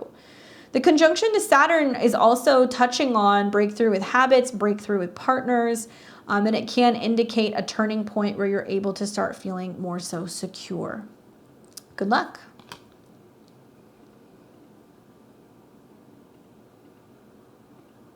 We've got Virgo and Virgo rising. Hey Virgo, you have a full moon taking place in your natal 7th house in Pisces, your polar opposite sign. This is going to be a full moon that, yes, like all the mutable signs, may feel a little bit more challenging. There's definitely a lot going on with potential relationship opportunities here. I feel like a full moon in the 7th house can be about a chance encounter in meeting someone. It can be about making a more definitive decision with a relationship. It can represent, really moving forward and committing in a much more serious way. The 7th house can be also relationship lessons. So this can be about lessons in matters of the heart because it's involving a conjunction with Saturn, and Saturn rules your 5th house. So you might be saying, I love you, or let's make it official. Let's get married. Let's start a family. And if you're single, I would be really paying attention because Saturn in your 7th and Mercury retrograde in your 1st is a lot of like, are you meeting people at a distance, right, who may or may not be ready? Are you realizing that something is changing within you and you're having a difficult time like meeting somebody halfway or committing to them? That can happen. Oppositions are relational. So it definitely does represent you going back and forth. And with Mercury retrograde in your sign, with Neptune retrograde in their sign, it can feel like a little bit of like a do-si-do, where, you know, you guys both may have feelings for each other, but you're not sure how to communicate that. You don't really know how to move forward. Some of you guys might feel like you're taking 2 steps forward and 1 step back. So there can be some big question marks about, you know, do I want partnership and relationship? And if I'm not sure or I don't, people can start making some big decisions for you and react pretty wildly, especially if you're not communicating very well. In light of that, though, you know, the Jupiter connection to this moon has Jupiter in your 9th house. So I do feel like what this can bring is opportunity for learning in relationships. Some of you guys may go and talk to a relationship specialist. Some of you guys might travel with a partner. Some of you guys might find that you're just getting closure on an existing back and forth relationship as well. I still see this quite positive. I know that Venus is retrograde in your 12th house right now, so some of you guys are kind of retreating a little bit. So you might be feeling like you're going back and forth and making a decision, and I will just warn you, if you've got somebody waiting on you and you're not sure, this full moon can have them kind of act out very emotionally because they're not getting what they need. So the way to work with this is actually, I think, this sextile to Jupiter, which is like, let's go and get away. Let's sit down and like, let's talk about this, or like, let's go and maybe talk with somebody who can help us work through some of these relationship issues so that way we can stay committed, right? But those of you guys who are single, it's about whether or not you're really putting yourself out there. And if you've been dragging on with a relationship that's been really hard to kind of release, this could definitely be the full moon that you consider releasing.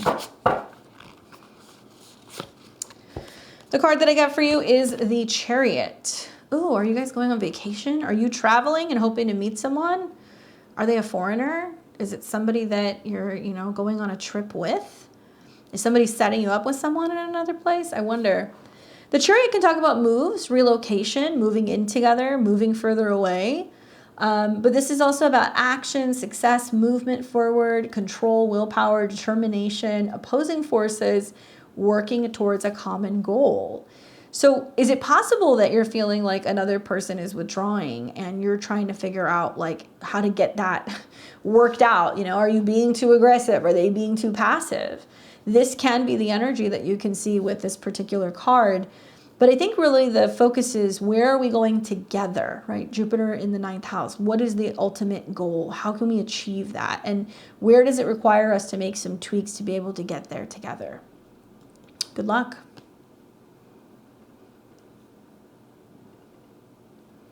We've got Libra and Libra rising. What's going on, Libra?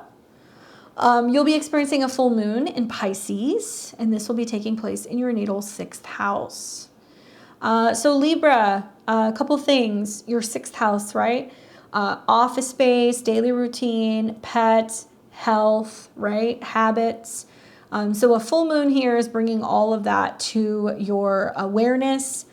We have got a conjunction with Saturn, which is the ruler of your 4th house. So it does definitely deal with the workflow at home, responsibilities at home, things revolving around parents or, you know, family or home needs.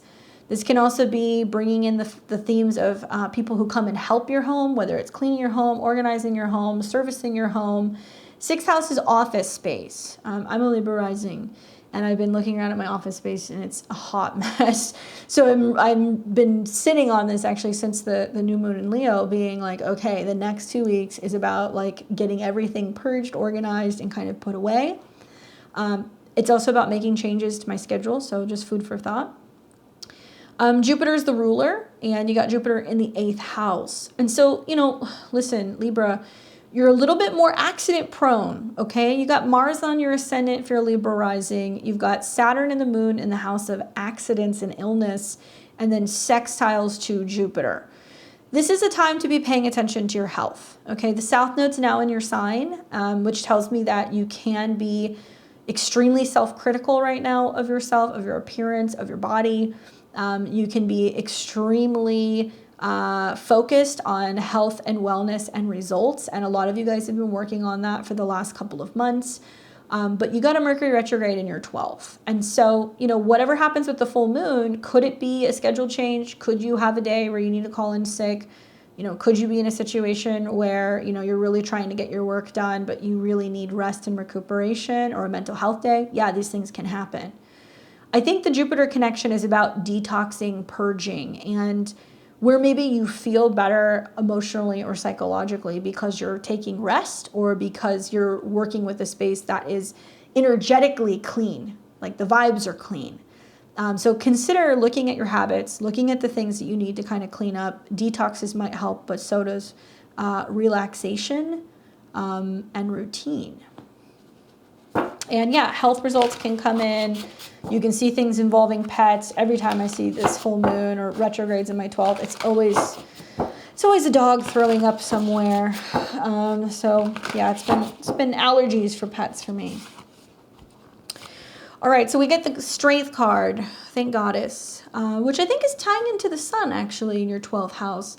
You know, Libra, this is about like cycles completing for you, right? Especially in the 6th house. But as we're coming into the season before your birthday, where we're gonna have eclipses, now is the time to really like take time to reflect and to have space, to rest, to be alone, because you're preparing for what's gonna be your birthday season soon.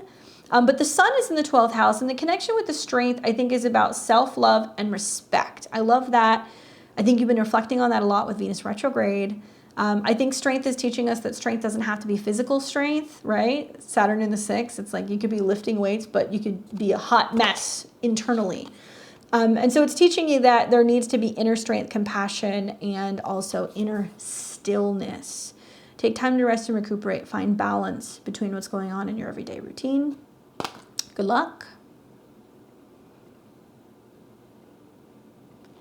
We've got Scorpio and Scorpio rising. What's going on, Scorpio? You're going to be having a full moon. This is going to be in a sister sign. It'll be in Pisces. And this will be taking place in your natal 5th house.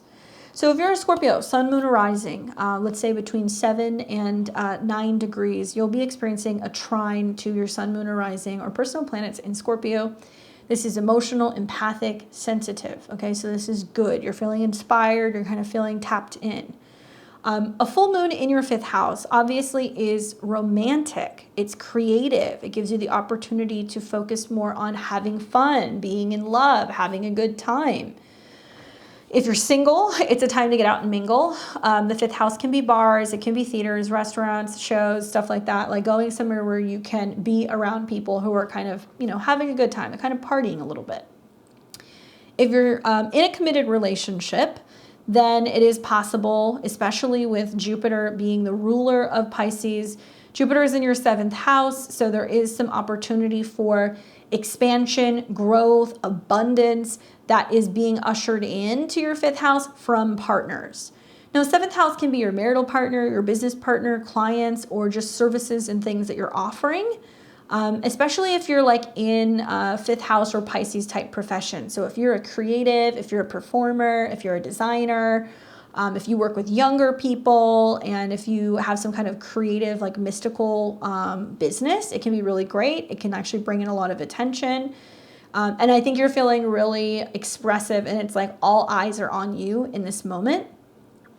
At the time of the full moon, we also have Mars, your chart ruler, in your 12th house. And I feel like it's kind of romantic, honestly. I feel like this can be time where you're having a little bit more time behind the scenes with a partner. Maybe you're doing a romantic night in. Maybe you're traveling somewhere. 5th house can bring completions as well. So if you've been seeing somebody and you're like, I don't know, you could consider wrapping it up. But by the same token, you know, Jupiter sextiling is telling me that some kind of faith or optimism or, you know, openness of partnerships can actually make you feel loved and more willing to commit and have fun and be romantic with another person. So I do like this transit for you. I know many of you guys have been really reflecting on wanting to make changes in your status, whether it's work or your professional life, because Venus has been retrograde in your 10th house. And the squares to Jupiter and Uranus have probably been unreal. There's been a lot of back and forth with work or relationships. But the truth is that this is a time where I feel like you really have a breakthrough and you're able to really express what's on your heart. especially with the conjunction to Saturn. It might be saying, I love you. It might be having a conversation with a younger person or a child, or making a big decision about the future of your relationship and your home.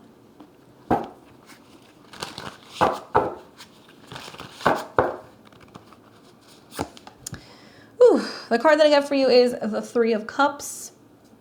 Celebration, having a good time, being excited. Yeah, just joy, right? This is about celebrations, friendship, collaborations, community, circle of support, social events, creativity, and your space of shared joy.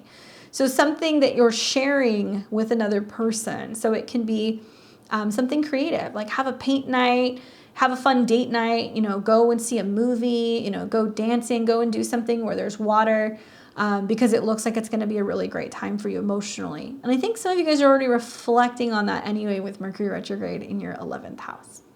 Good luck.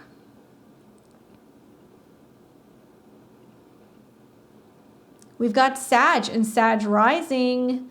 Sagittarius, you're going to be having a full moon taking place in Pisces. It will be in your 4th house, which is all about your home, your family, your roots, your past, maybe even a parent, and also your private life and your emotions, okay? This is like the hidden part of your chart. Now, similar to the other mutable signs, you're kind of feeling the heat, especially you in Gemini, because you have placements that square the Mercury retrograde in Virgo, as well as the full moon in Pisces in your 4th house. So the role of Sagittarius rising is to be optimistic, positive, open-minded, all about the adventure and where things are going. So Jupiter is your ruler. It just so happens that Jupiter is also connected to this moon as well. So while the full moon is in Pisces in your 4th house, illuminating things pertaining to your house or your home, or completing big things revolving around your living situation, it's ruled by Jupiter in your 6th house. And for me, I think for a lot of you guys, this is going to be about, really looking at your home and organization, things that need to be fixed at home, things that need to be completed at home. Jupiter being in the 6th house is like, okay, are we organizing cabinets in the kitchen? 4th house, are we making things bigger? Are we hiring help to come in and put in a garden? Are we hiring somebody, to come in and help us, close the deal on a house? Something like that could be happening because the 6th house is the help. So I could see you having to dedicate more time to either doing some of these jobs yourself or, bringing someone in to help you. It's the moon conjunct Saturn for me that I think could be a little bit more challenging. And it does feel like heavier moods, more challenges regarding your home or your family, particularly one of your parents. Could this bring selling a house, buying a house, changing apartments, having to go home and see family? Absolutely. The key here is being able to make it work for your schedule, which I'm sure feels a little overwhelming because you're having a Mercury retrograde in your career zone. So while things are getting reorganized at work, maybe you're feeling really focused, trying to stay consistent with your routine and staying on task. It's like all of this energy is bringing you back home and you're like, I got to go home. My washing machine broke. Everything is flooding. That could literally happen with Saturn and Neptune in your 4th house. Take it from me, I have that natally. It always seems to be waterworks somewhere in the house. It's been my experience that with sometimes with full moons here, if you have those 2 planets, if you have been repressing something emotionally and not dealing with it, it can actually create some chaos at home. So just keep an eye out for that. Try to manage your time wisely. Try to get things done. Try to get things decluttered and reorganized. Family may help you, but you may also have to be there to help family. So if there's something going on with a family member in need, you may have to take some time out of work to be able to kind of show up and help them. But I'm hoping that if it's movement, closing on a house, moving into a place, it's finally being able to do that and make your dream a reality.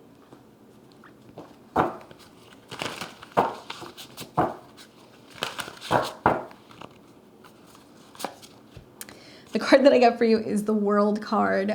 So likely this is about you being like, I'm finally putting it behind me. It's no longer something I have to deal with. I'm going to be just okay. Like this is finally complete. part of me wonders if there's potentially going to be like putting the past in the past and like finally letting like old karma or family hangups or roommate issues in the past, and completing something where you have felt blocked. You don't do so well with Saturn energy, but I think with Jupiter being in harmony, you're able to kind of complete whatever you're needing to complete and just kind of move things along. This card is about completion, integration, accomplishment, travel, the bigger picture, evolution, fulfillment, harmony, and your sense of belonging.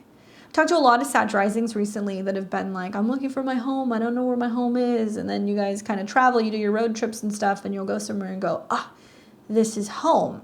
You may have that experience where you realize that what you've been looking for is perhaps right in front of you or in a place that you never considered looking all along, and now you're making this decision. Good luck, Sag.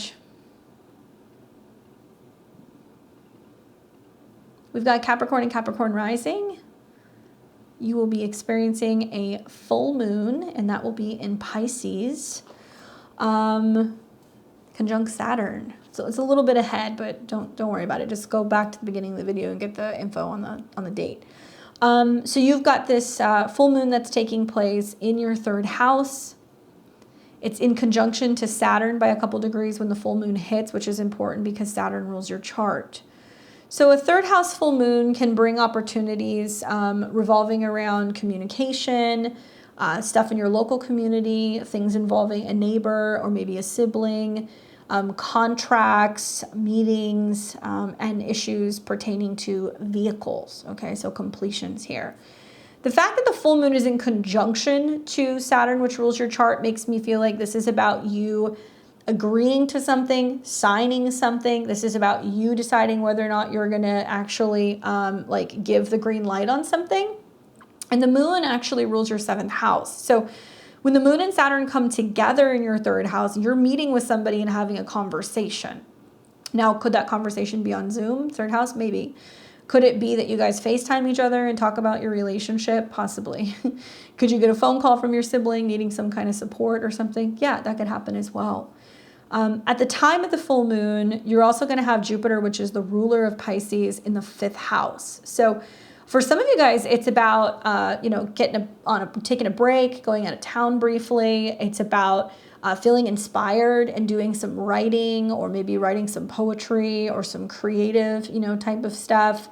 It may inspire you to talk to a romantic partner or a younger person or a child about their education or about their living situation. But I think the aspects are quite wonderful. Sextiles to Capricorn, sextiles to Jupiter. You really can't go wrong with that. I think the challenge here is the oppositions that's going on with Mercury. And you may feel like you're having to go back and forth with a sibling or back and forth with a legal matter or with a document. And you may have to kind of go and sit down and talk to somebody about something that's either missing, or you're talking to somebody about something that's been going on in a relationship. And you have to be prepared that somebody may not see eye to eye with you about something. Okay, so you may have to have a talk with a kid and be like, this is not working. and try to kind of be like that stern parent that's, being kind, but also very direct and kind of laying down the law. I could see that here. It may also manifest as you having to really stick to your guns in terms of what it is you do or do not want to talk about, or what you do or do not believe in. But I see some philosophical changes here, challenges here with those oppositions.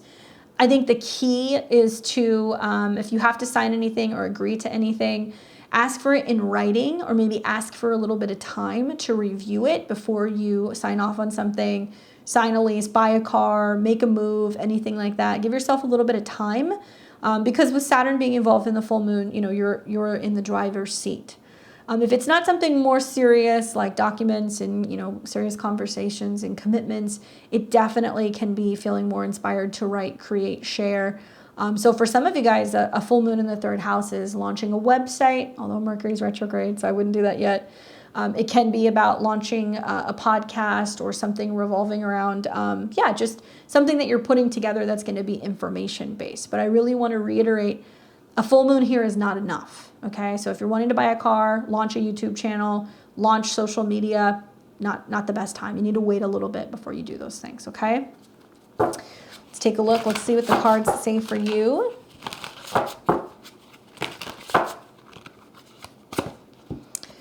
The card that I get for you is the Three of Pentacles. I like that. I like that it's also in the third house. Is there a third person, a second or a third person involved in this? You know, is it going to be like a team effort to complete something or to negotiate some kind of terms or to get somewhere, go somewhere?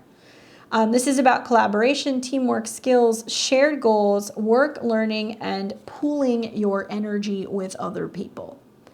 It might feel like a lot of like, this is what I can do. Can you finish the rest of this? You know, I've given you everything that, you know, I can, you know, can you complete this and get back to me?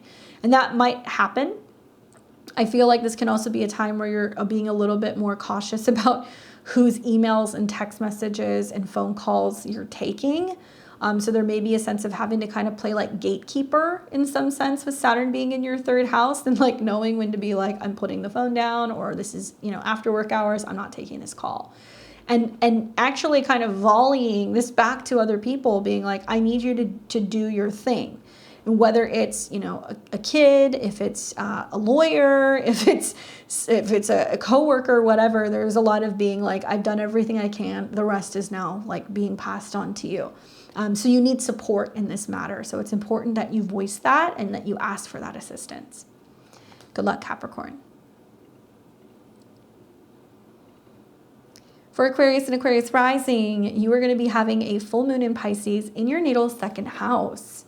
So your second house is all about your expenses. It's about spending money. It's about your finances, your self-esteem, your security, your values, right? What you possess.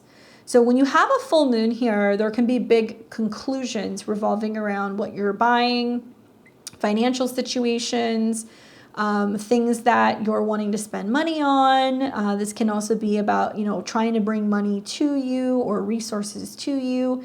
And it looks like that's involving other people. You know, the second house and the eighth house are very financial and they're relational. This is what you possess. And you got a Mercury retrograde going on in the eighth house of like other people getting their money and their resources in order. So there can be like a reworking of insurance or joint resources or spousal support or, you know, benefits, something like that could be going on. So this full moon is like almost like bringing up a financial matter as a result of something that's getting worked out.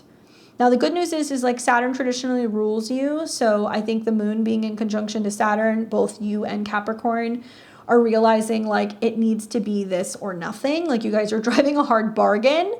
You're unwilling to back down. You're really maintaining high standards, low expectations, and you're kind of just putting it back on other people and being like, I've done my part, do your own.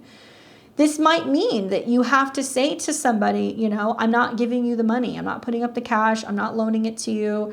I'm not fronting you for something. And it could be a difficult conversation you're either having with like a partner, with a child, with an office, you know, mate, you know, anybody who is more mercurial. I say that because Mercury rules kids. And it's other people's money, and it's in the sign of Virgo, which could be coworkers. So if there's like a funding issue going on where, you know, you're waiting for money to come in, but you're waiting for that to kind of process, that could be happening, and it might actually come through during the full moon. But truth be told, as the moon comes into opposition with Mercury and then it conjuncts Neptune, there can be this whole, yes, it's coming in, and then you realize, oh, there's a delay, Saturn's retrograde, or like, why didn't it come through? You were supposed to have it, you know, where's my resources? Oh, well, Mercury's going retrograde, it's going to conjunct the sun. It might take a little bit longer to get to you. Now, in particular, you know, this is also ruled by Jupiter, and Jupiter is sitting in your fourth house. So I see this as being like definitely like home and money resource themes. You know, waiting for money to come in to be able to make the down payment, to be able to pay for your deposit. And maybe there's family related issues going on with, you know, how the people are going to be afford a living situation, or maybe you're trying to figure out, you know, navigating like getting or applying for a loan or like a mortgage. Home expenses can come up, building financially is a theme, and family resources or joint resources seems to be kind of the long and short of it.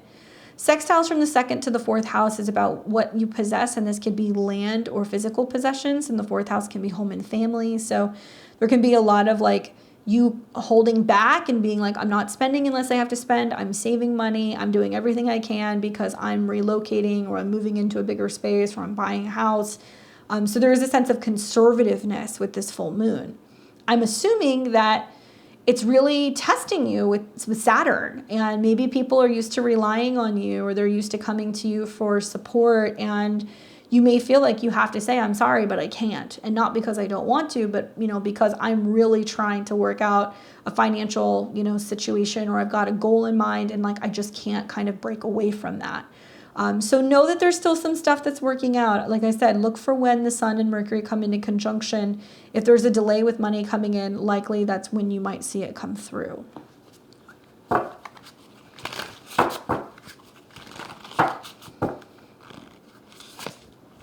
Ooh, Ace of Coins. Look at that.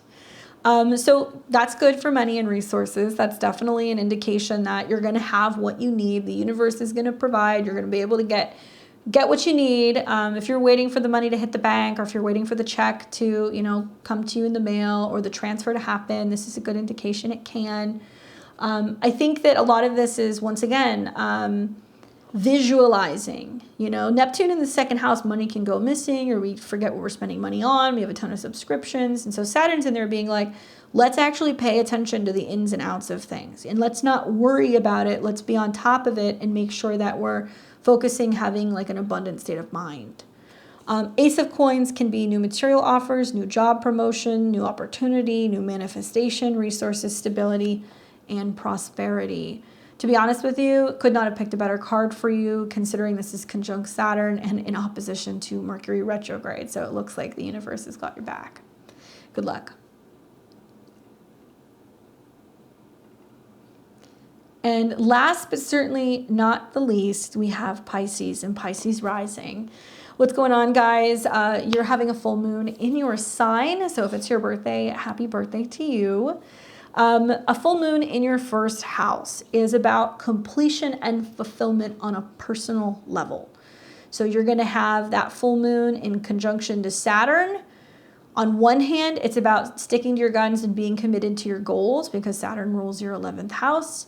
On the other hand, Saturn also rules your 12th house of self-undoing. So moon conjunct Saturn, and a full moon can mean that you're like cutting something or someone off. You're feeling very emotional. Maybe you're kind of feeling like you're crawling out of your skin a little bit. And on one hand, Saturn is saying, you know, pay attention to your emotions, pay attention to your intuition, pay attention to your body. But these oppositions to, you know, the Sun and Mercury retrograde in your 7th house is like, probably feeling very emotional and reacting to somebody else that's just kind of back and forth right now. Now, a full moon in the 1st house can be about a huge completion. So sometimes people go through months of transformation since the new moon, and you might have a new look, or you may be feeling like you want to try a new style. Saturn definitely does deal with things that are kind of private, and it also deals with private spaces. So I would say with Saturn retrograde in your 1st house, you know, a full moon in your 1st house, Venus retrograde in the 6th, Pisces risings, you guys have to pay attention to your health. This can be a time where some health stuff can come up, obviously touch wood. I feel like I would be paying extra attention to the immune system, to anything involving skin, teeth, bones, and nails. I wouldn't be cutting my hair. I would also consider seeing a foot reflexologist, or doing like a foot bath, or getting a pedicure. And this can be a time where you really benefit from like being in prayer and reflecting on what your goals or your needs are. Okay. Being that Saturn rules your 12th house, it can be about being like, do I need to go and see a healer? Do I need to see a doctor? So let's see. The traditional ruler is Jupiter. And Jupiter is in your 3rd house, where it's, you know, amplifying communication and learning in the mind, and maybe you're traveling more, you're learning more. I'm sure you're watching a lot of, you know, astrology videos of Jupiter, Uranus in your 3rd house. They're probably always playing when you're, you know, driving around, you're walking around. And I think that this is about getting all of your goals out on paper. I think this is about really when you start to feel kind of like you're kind of like clamming up with Saturn, that you have something you can fall back on that can help you breathe, that can help you communicate or be flexible. Yoga, journaling, going for walks, doing some breath work. I do feel like this might be something that you need to hold on to, maybe getting like a worry stone or something, as these moods come in, because you're going to have a mood with this full moon. It's going to cross Saturn, hang out, oppose Mercury, which means you're going to have some kind of rift with how you connect with another person. And then it's going to conjunct Neptune, and you can emotionally spiral. You could reach for a bottle. You could, cry your ugly tears, whatever. But we want to find ways to be able to acknowledge, okay, I'm going to go through a mood with this, day or two of this full moon. How can I better prepare myself emotionally? Do I take a bath? Do I choose to not respond or react to what other people are doing? Do I instead focus the energy on me and not get into kind of like this shadow game that perhaps comes with another person? I like this being a time where you're more focused on what your needs are and communicating and expressing your needs. And if you can't do that verbally, then write it down. Travel can come up. It's not unusual when the moon is in the first house in general that there's a lot of movement and you're spending time on your own, and you're kind of running around and you're kind of busy. So you could be traveling, but you also might just be really focusing on communicating and sharing some of your ideas. Look back at the new moon that we had earlier this year. For all of you guys, even if you don't look at your whole sign, it was still, in your whole sign first house. So you were setting intentions, and now that you're coming to this completion of some of these intentions, I hate to break it to you, but like change is really good for you. Like you sticking to your goals and not being willing to bend to other people's wills is great. But when you change that up, when you stand up for yourself, other people are not going to know how to react to that. They're not going to know how to respond to that. So this might be a time where, the full moon is really saying, listen to your emotions, don't hold back. They're trying to tell you something. It's time for you to potentially remove yourself from something that's not healthy for you. It's not good for you. It could be a relationship, could be a coworker, and having to listen to those emotions and basically saying to somebody, you know what, this is not working for me. I'm not doing the back and forth with you. I'm not going to argue with you. This is my boundary. Do not cross it. And if you already have, then these are the repercussions. And I know that sounds kind of like cut and dry, but some of you guys may have to do that. And I don't know if it's going to be verbally or if it's going to be via text.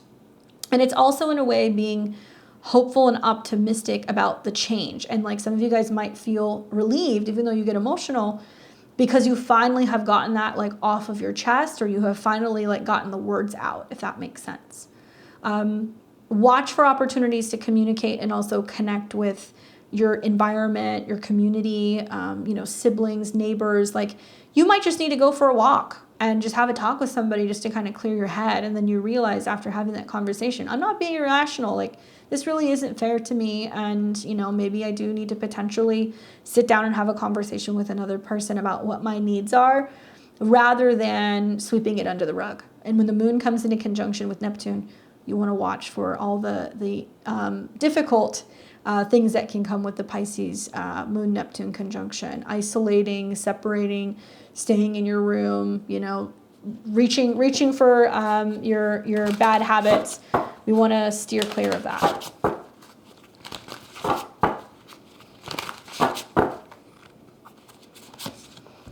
The card that I get for you is the Six of Swords. So you're moving on.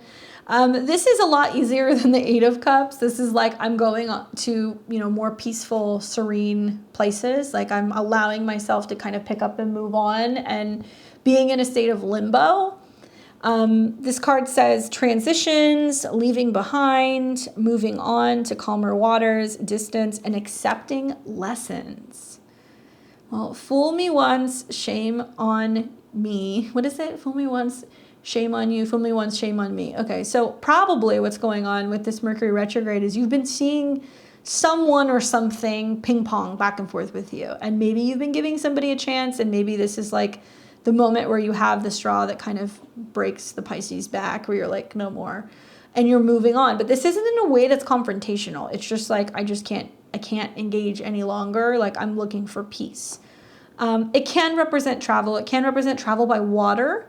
So I wonder if that's the case, especially with like Saturn sextile Jupiter, you know, being by water, being on a boat, going on a short trip, just clearing your mind maybe. And allowing yourself to be in limbo. So this isn't a defined state. So some of you guys might be like, I just need a week, give me some space, or we need a break, or don't call me, I'll call you. Something that's not aggressive, but definitely defining the fact that, you know, you're kind of moving on to your own space. Good luck. I know that can be difficult, but you know, Saturn's in your first house. You're committing to some really big things for the better part of like the next 28 years. All right, guys. Well, I hope that was helpful. This definitely looks to be a rather magical full moon that we're going to be experiencing in Pisces. I am encouraging all of you guys to be focusing on finding the faith. Hang in there. I promise you. A lot of us, I think, are going to be really surprised with just how far we've come since this new moon that we had earlier this year. Let me know your comments below. Don't forget to like, comment, share, and subscribe. Believe it or not, dropping me a comment, especially if you're a first-time viewer, is really helpful. If you leave me a thumbs up, or if you say hello, or let me know where this is going on in your chart. Not only do I love reading those, but it also helps the algorithm of my channel. We're really close to me hitting 25,000 subscribers, which for me is crazy, even though it's not a lot in YouTube land. It's pretty significant for me, and helping me reach my goal of getting closer to 50K. So if you want to share this with somebody, please do. Also consider joining my memberships or donating to my channel if you benefit from my content, or consider joining me from one of my live readings. If you guys like my content and you would like to get a personal reading with me, check out my website below at beyondtheveiltarot.com. I have one-on-one sessions live via Zoom, and sessions are going to be starting in September and October. We're coming into the holidays, so if you want to gift a reading, I have gift cards. I also teach tarot and astrology as well, so I have study at your own pace courses. And while you're on my website, sign up for my newsletter so you are on the up and up when I have new like courses or webinars coming out. I have all kinds of new products that are going to come out in the fall. We're going to be doing some webinars on the eclipses, so make sure you sign up for that while you're there. I will be here tomorrow. We're going to be doing live readings on the channel at 5 p.m. Pacific, and it's 8 p.m. Eastern. I'll post the link in my community tab, so if you want to get a tarot reading, we will be doing that tomorrow evening. Otherwise, I will catch you guys back here on Sunday for the astro weather. I hope you enjoy the rest of your week, and this is a very magical full moon for you. Take care.